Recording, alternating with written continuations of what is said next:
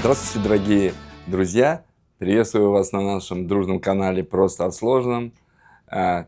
Пожалуйста, перед началом просмотра подпишитесь на наш канал, поставьте лайк, уведомления, чтобы не пропустить наши интересные еженедельные ролики. Так как наш канал очень такой разнообразный, мы не рассказываем всегда об одном и том же, сегодня у нас будет режущий момент, так сказать, то, что вы видели в названии самого клипа. Сегодня мы будем рассказывать про очень хорошую фирму Civivi и про ее нож Civivi Buster FG. Честно вам скажу, на эту компанию, несмотря на то, что она китайская, я уже давно смотрю, и в моей коллекции ножей уже есть ножи этой компании. Она меня привлекает тем, что, несмотря на свои достаточно скромные запросы в отношении цены, эта компания дает очень-очень интересные решения, а также она дает очень интересные ножи по очень-очень хорошей цене. То есть, если ее сравнивать с американскими брендами, это в разы дешевле. Но вы знаете, за дешевизной я не гонюсь, я гонюсь только за тем, чтобы продукт, который я покупаю, был бы максимально хорош, был максимально качествен. И чтобы можно было потом, не стыдясь, из моей коллекции достать этот нож и показать. Или чтобы он красиво был бы у меня на кармане. Если взять нож, про который сегодня пойдет речь, его я, честно сказать, когда первый раз увидел, сказал: ого, что сделала Civivi. Это немножко не то, что они всегда делают. Это нож, самый крупный нож во всей компании Civivi. Это раз. Второе, это нож очень интересно исполнен, прежде всего, потому что у него интересный замок. И этот нож сделан очень хорошим дизайнером. Давайте мы про этот нож с небольшой распаковочкой этого ножа поговорим более подробно. И начнем мы, пожалуй, с самого главного, как этот нож используется, как он сидит на кармане. Если вы посмотрите, несмотря ни на что, он сидит очень глубоко. И вот таким образом вытаскивается. Нож достаточно крупный, но несмотря на это, он очень хорошо сидит на кармане, и ты его там не ощущаешь. И если вы видите, он открывается очень плавно. А также при нажатии на необычный лок Super-Lock, который запатентован его прекрасным дизайнером Снеком, он закрывается очень плавно и открывается очень плавно. За счет того, что у него стоит очень хороший подшипник. Но это и хорошо, и плохо. При открытии, как вы видите, это делается очень классно. Но при закрытии вы должны быть очень аккуратны, чтобы ваши пальцы не находились. Лезвие очень мощное. Общая длина этого клинка составляет 210 миллиметров. А длина самого клинка 110. Это настоящий тяжеловесный, очень красивый нож с очень прекрасным хватом.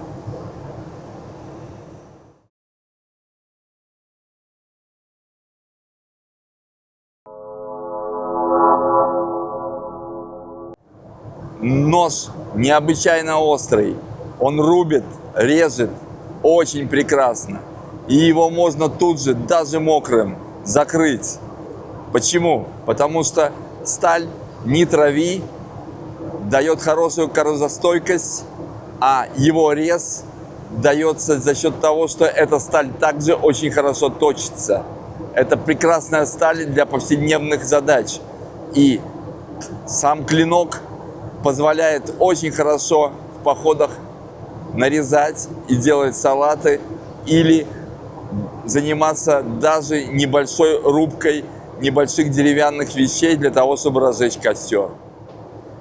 Несмотря на то, что вы будете заниматься этим ножом какими-то хозяйственными вещами, рубить, резать, кромсать, по концу работы он будет все равно такой же острый. И будет разрезать, разрубать любое Очень резучий нож. Также я могу сказать, что нож сам по себе очень-очень толстый, с очень прекрасной насечкой и с небольшим чойлом. Вы сможете его брать вот таким образом и нарезать также. Он бывает разных расцветок.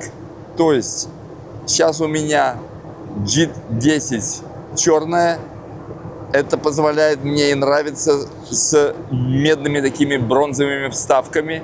Держать нож очень хорошо, он не скользит в руке. Само лезвие почерненное, очень интересно исполненное, с очень мелкими фасками. Нож действительно бомбический и займет очень хорошую нишу ножей, которые я буду обязательно брать с собой в походы. Все. Итак, давайте сделаем выводы, и я расскажу о своих плюсах и минусах этого ножа, для того, чтобы вы сделали выводы, нужен ли вам такой нож, хотите ли его иметь в своей коллекции. Если касаемо цены, то я даже ее скрывать не буду. Можете верить, можете нет, он мне достался всего лишь за $100. То есть нож достаточно дешевый по отношению к американским собратьям. Но если взять этот нож, посмотреть более близко, он тянет на все $300. Настолько он качественно собран, настолько классно сделано G10, настолько классно сделано осевой. То есть он очень плавный и очень хороший. Он вообще полностью, я не знаю, я надеюсь, таки будет, он не шевелится. Но у него есть некоторые свои особенности, из-за которых, может быть, люди откажутся. Во-первых, особенность самого лока. То есть, если вы видите, этот лок сейчас открыт, я его сейчас опускаю, и он сам опускается вниз. Это представляете, какая плавность самой механики. Есть тут и плюс, есть тут и минус. Некоторые люди в сети говорили, что когда он таким образом закрывается, он стучит там по бонке и с помощью этого лезвия расшатывает, то есть, этот нож. Посмотрю, не могу сказать, не могу утверждать об обратном. Говорят, что это какая-то болезнь этого ножа. Это раз. Второе. Смотрите, к этому ножу надо привыкнуть. Если он у вас находится в таком положении, и вы его закрываете, то он пошел вниз. И все равно вам надо его закрыть. Теперь, чтобы его сделать выброс, у него вроде бы находится шпинек, который мы привыкли дергать. Вот сейчас я вам покажу. То есть я привык дергать на других ножах. Сейчас он у меня получился, но только потому, что я сделал небольшое движение рукой. Просто держа его и большим пальцем открыть такое большое лезвие не всегда вам удастся. То есть тут надо привыкнуть. Тут надо привыкнуть к тому, что из-за того, что он массивное большое лезвие, вы его должны открывать с небольшим движением кисти. Тогда он откроется. Есть здесь плюсы и минусы при закрытии. Плюс составляет в том, что осевой очень плавный, очень хорошо закрывается, но это же и является минусом. Я вам скажу в чем. Не дай бог вы забудете вот так вот пальцы. Я уже один порезал себе, когда я его испытывал. То есть нож, сейчас не буду показывать, при закрытии просто вам ударит по пальцам. Лезвие тяжелое и лезвие безумно острое. Он очень резучий. Палец, вот этот верхний, можете порезать. То есть при закрытии вам надо привыкнуть, что пальцы должны быть спрятаны. Вот я его открыл, и вот я его закрыл. При закрытии полностью, если вы хотите его полностью закрыть до самого конца, вы даже услышите удар. Я его избегаю. Мало ли, действительно, при этих ударах будет расхаживаться вот это осевое, бонка или что. Они говорят, что они хотят выпустить даже вторую генерацию этого ножа и сделать с еще одной дополнительной бонкой для того, чтобы этот нож, получше держался. Я не вижу пока вот этого, что с ним случается, но все равно оберегаю его, будем так говорить. Теперь мои личные впечатления. Все личные впечатления об этом ноже сводятся только к одному слову – бомба. Вот для меня это бомба. Это нож, который воплотил все, что мне нравится во многих ножах. Я люблю крупные ножи. И мне супруга один раз подарила Cold Steel Lizon. Вы его видели в моем... Я посмотрел на него, и мне не дадут соврать, я сказал, это не нож, это сабля. То есть вроде бы это нож, вроде агрессивный, но он гигантский лизон, вы понимаете, да? И если взять режущую кромку на лизоне, и как расположен нож, и режущую кромку, и как расположен этот нож четко можно пошинковать что-то, поделать. Лизоном тоже можно шинковать, но это не настолько удобно. Здесь у вас пальцы, даже если вы видите, находятся вровень с лезвием, а в лизоне они будут очень сильно выпускать вниз. То есть большой нож. Настолько большой, насколько мне нравится. Не очень многие ножи прямо с первого взгляда удостоились чести, чтобы я сказал, этот нож теперь будет со мной всегда во всех моих походах.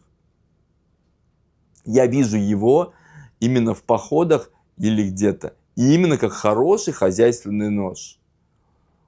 Многие скажут, может быть, обратный танто или что-то это агрессивный. Я в нем такой агрессивности не вижу. Я наоборот в нем вижу красоту и хозяйственность. Он очень хорошо ложится в руку. То есть я его вот беру, пальцы прямо вот под это углубление четко садятся. Верхний палец четко ставится вот на эту насечечку. И я могу что-то делать. Если мне и этого недостаточно, у него есть достаточно глубокий чойл. Я вот сюда вот ставлю уже, и я могу делать более глубокие резы. Если мне это, конечно, нужно. А если нет, построгать капустку, почистить яблочко. Ну, яблочко даже порезать, а не почистить. Он очень хорош.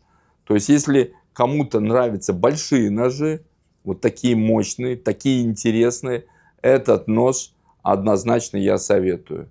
Я очень рад этой покупкой. И еще раз говорю, что компания Civivi после вот этого ножа заняла в моем сердце, можно сказать, первое место. Они делают не только качественные вещи, они их делают тоже соответственно цене и практичности. И поэтому они мне очень нравятся. На этом я думаю, что все. Больше мне про него нечего сказать. Еще раз говорю, что подписывайтесь на мой канал. Поставьте лайк или дизлайк, если вам это видео не понравилось. Задавайте вопросы мне в личку. Поставьте колокольчик, чтобы не пропустить следующие мои видео. И до следующих встреч. Спасибо за внимание.